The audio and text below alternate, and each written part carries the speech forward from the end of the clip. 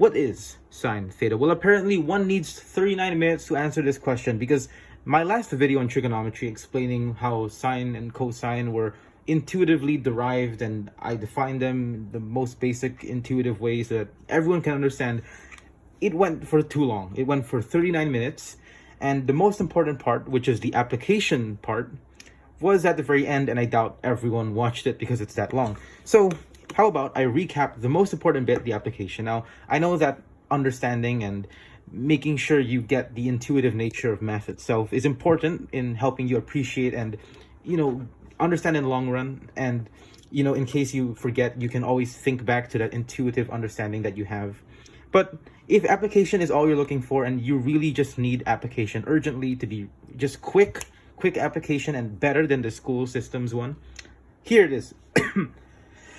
Now, let's say the triangle I have here has a hypotenuse of 1, and the base is going to be, sorry, no, let's not jump into that. Hypotenuse is 1, the angle is theta here, and over here, it's a right angle triangle. So it's a right angle triangle. The base would automatically be cosine of theta, and the height would automatically be sine of theta. Again, if you'd like to know why and how I derived this, you just have to watch the previous video where I use vectors to find the best way to explain it. Now, the problem is not every triangle has a hypotenuse of 1, so how do I apply this in everyday life? Well, if I had a bigger triangle, let's say with a different hypotenuse, let's say the hypotenuse was f. Okay, I'm now going to zoom out because this triangle is too big. Okay, now I have space. Okay, so yeah, let's say this triangle had a hypotenuse of f. What we need to consider is that this triangle I've created has the exact same angle and the exact same, right angle triangle. It's also right angle here. So two angles are exactly the same, meaning they are similar triangles. So of course, similar triangles means that this triangle is just a blown up version of this. Proportionally, it's exactly the same as this guy, just that, you blown up each of these lengths a bit so that it can be slightly bigger, it's expanded a bit. So essentially, every side is a scale factor times more than this side.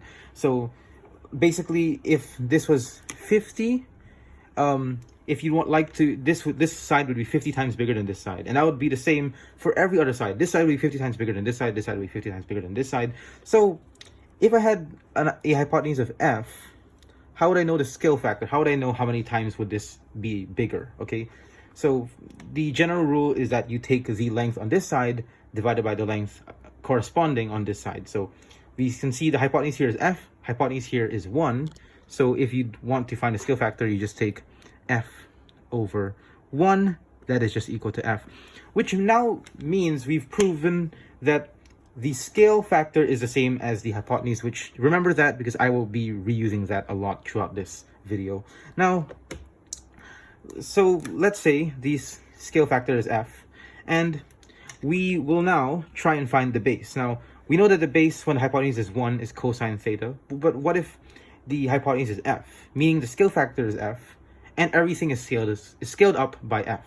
Okay, so the base cosine theta is scaled up by f, so that's f cosine theta, and the height is f sine theta. It's exactly the same, just blown up, and because everything here is f times more than here. Okay, that makes sense?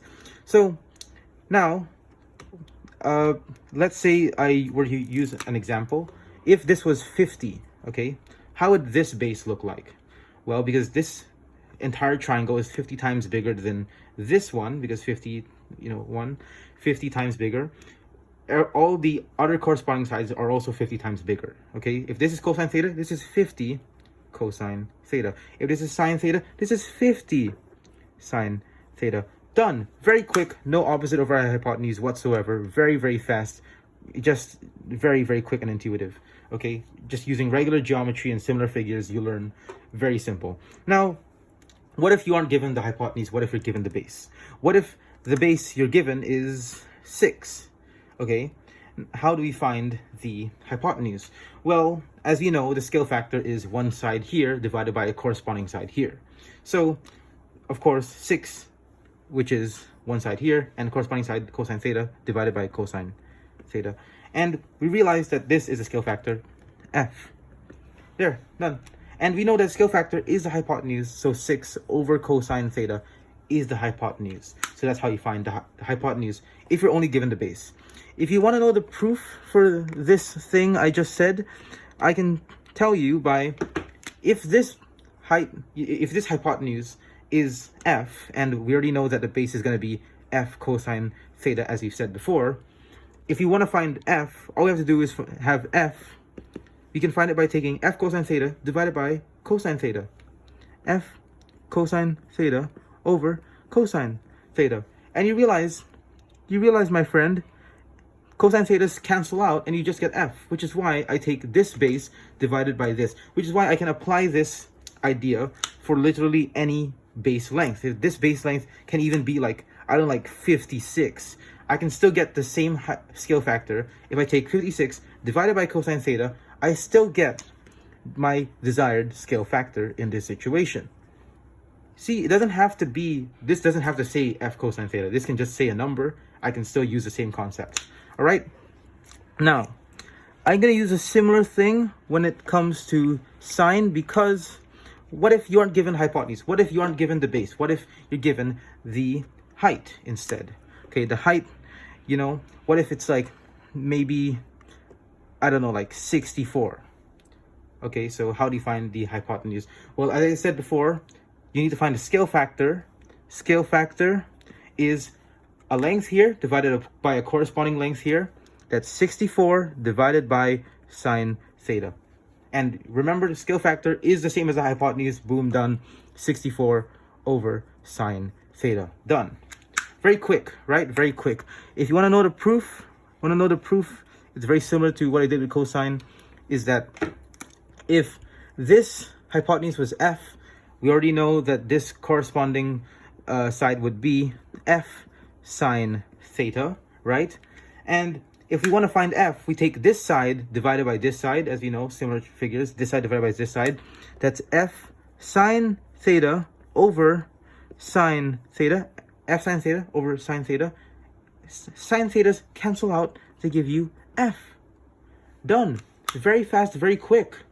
So, yeah, that's pretty much it.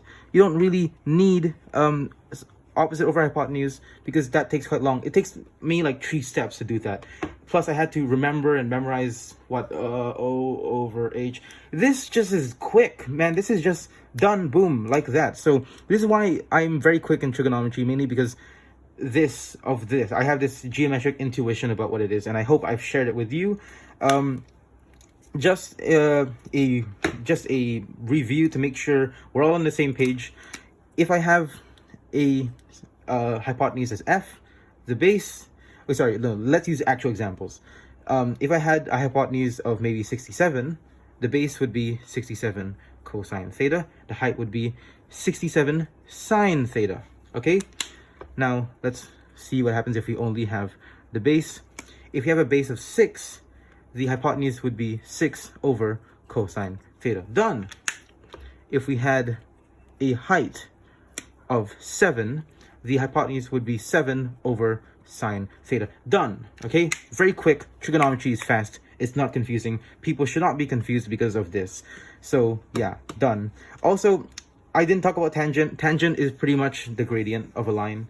If you remember gradient, it's rise over run. You know, rise is height, run base. Okay, rise over run is sine theta over cosine theta. And this doesn't just have to apply to trigonometric functions. If this was 5 and this was 6, tangent theta is pretty much gonna be rise 6 over run 5. Okay, I know that all of this, everything that what I'm saying, you kind of can get this all from opposite over hypotenuse, opposite over adjacent, and adjacent over hypotenuse. But at least I'm giving you what it means. I'm giving you the intuition rather than telling you to just memorize tree formulae. So yeah, that's pretty much it. That's what sine, cosine, tangent mean in the end of the day. So done. By the way, this is a lot faster. So save me so much time. Thank you.